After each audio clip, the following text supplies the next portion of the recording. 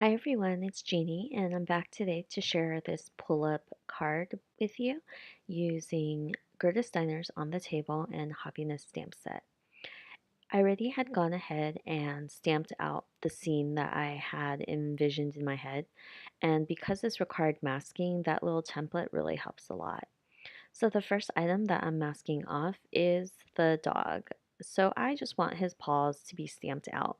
And the easiest way for me to do that is just to stick a piece of Post-it and trim out that portion that I want removed. And the paws don't stamp out perfectly, but that's okay because I can go back with a marker and just line that up. So the idea behind the card is that this little dog is peeking over the fence because he is looking into a little cupcake party. And there are cupcakes in the on the table set, but there's no actual table. And I just go ahead and draw this in using pencil. It's a very simple table. There's nothing super fancy about it. And I know that it's not the easiest to see right now in pencil, but later when I outline it, you'll see it a lot better. So for the cupcakes on the table, I wanted to create a little cupcake tower. So to do so, I had to also draw in a little cupcake tower.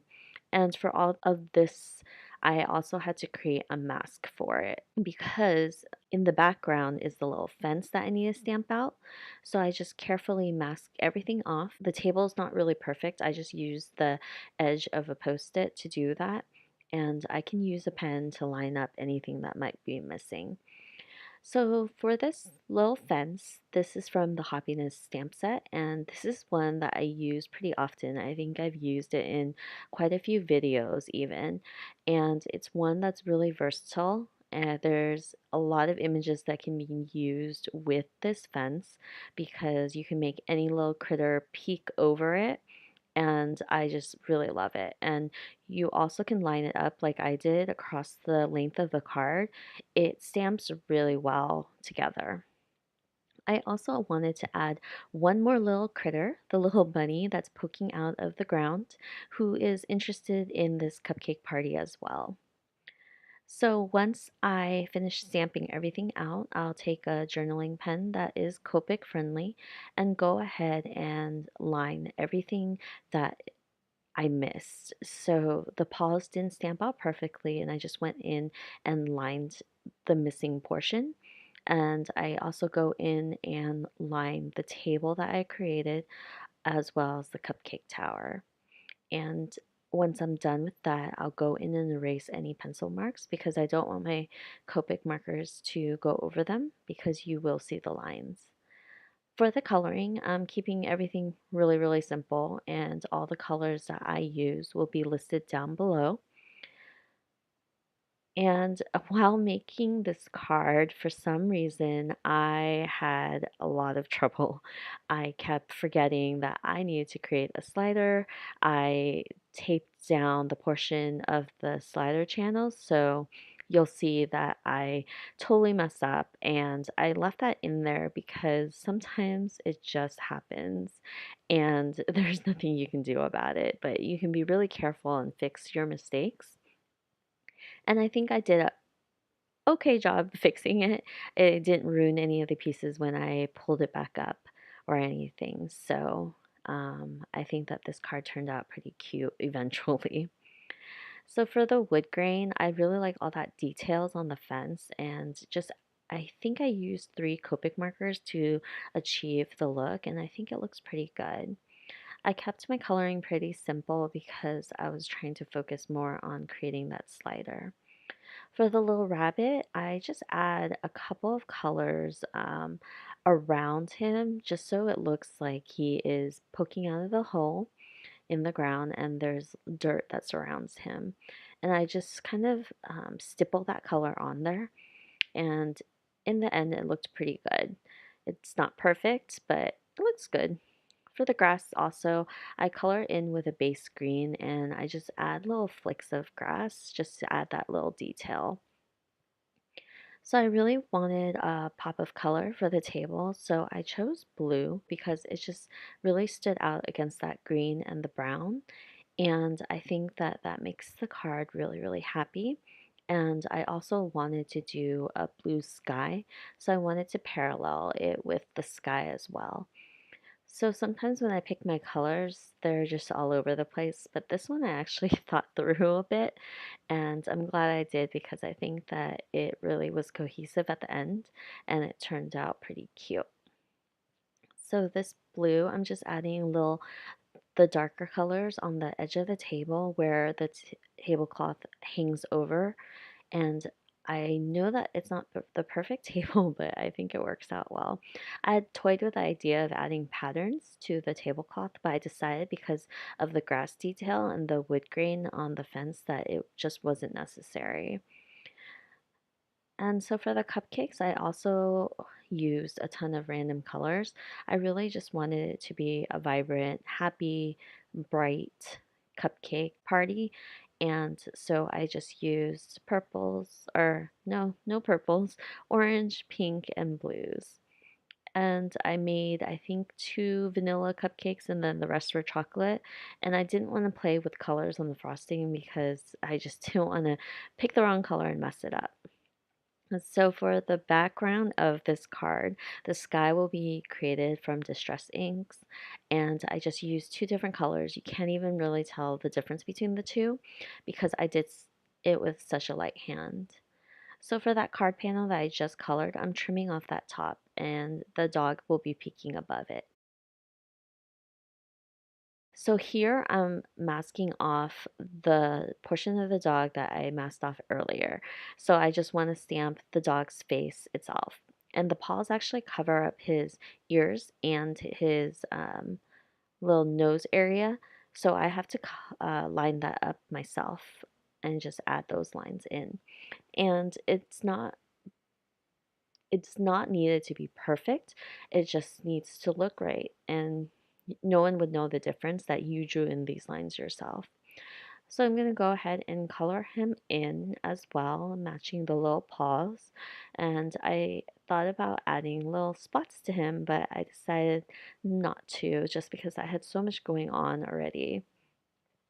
So once I have that little dog head created, I'm going to use him as a slider. So I'm just going to trim off the side underneath his nose area.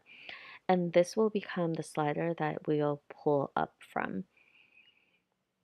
I'm using my paper trimmer just to help trim that piece off, and I could have used scissors and it might have been easier because I end up going in to trim it off anyway, but sometimes I just feel like I just can't cut straight, and I'm pretty sure I'm not the only one. So for the dog, I also use a Memento Tuxedo black marker just to line up the edges, and I add a little bit more gray underneath in case someone tries to peek in to see what's going on behind the little fence.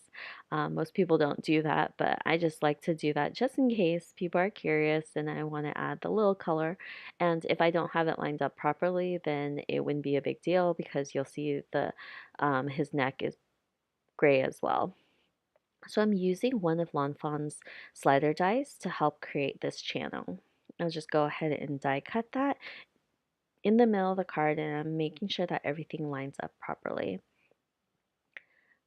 So for the slider, I just trimmed down a half-inch strip of paper, and this will be adhered to the dog piece itself. And I'm only using foam tape to adhere it together. I don't need any special little mechanism. I originally had used the My Favorite Things little slider disc, but I decided that it gave too much dimension to it and a piece of foam tape would work just as well. So that was the first thing that I changed my mind on. And so I'll go back and I'll add the foam tape to this. But first, I wanted to add the sentiment to the back of the card because once I add foam tape on it, I know that I won't be able to stamp it very well. So I want to go ahead and do this when my surface is flat. So I'm just taking the large happy birthday sentiment from the stamp set and stamping it right above the dog's head. So this is where I changed my mind about the little slider mechanism, and I'm just using a piece of foam tape and I'm adhering it to it and using washi tape to hold it in place. So I also created a little stopper on the back of that strip so it forms a little bit of a T. And this way it will stop at a certain point, and I'm supposed to put foam tape around that area.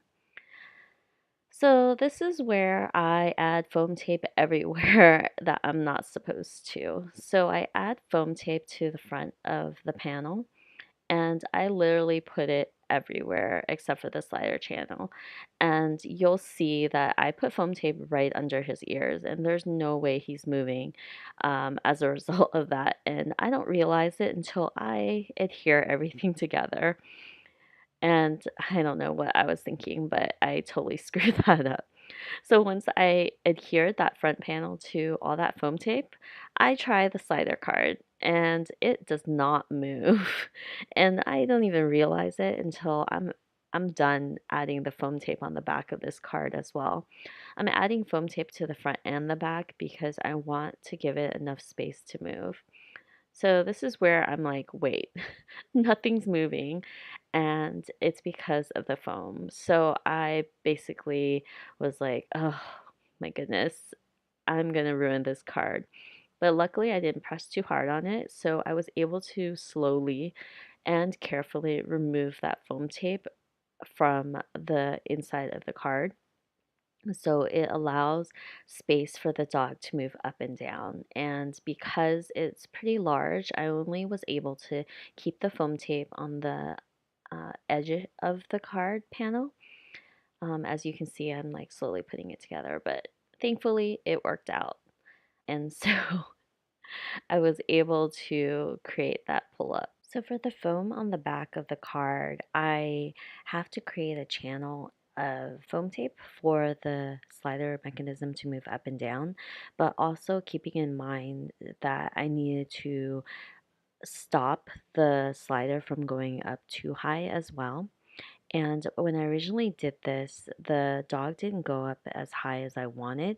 So I had to keep trimming that foam tape around that channel just a little bit more so it works. And I'll freeze it for a little bit so you can see the channel itself and the slider mechanism in the back. So that foam tape near that T area is what stops the channel from moving up too far up.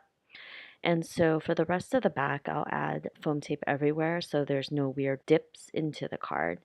And when I'm done, I'll remove all that foam tape and adhere it to a card base. So thankfully this card worked out, and it's a very simple slider, yet I had so many issues with it, and I'm glad it worked out. For the little pull tab, I just used one of Lawn Fawn's sentiment stamps to add it to the top so the recipient knows to pull it. And I'll leave all the details for everything down below. But thank you for joining me on this difficult slider journey, and I hope you enjoyed the card, and I'll see you guys next time. Bye.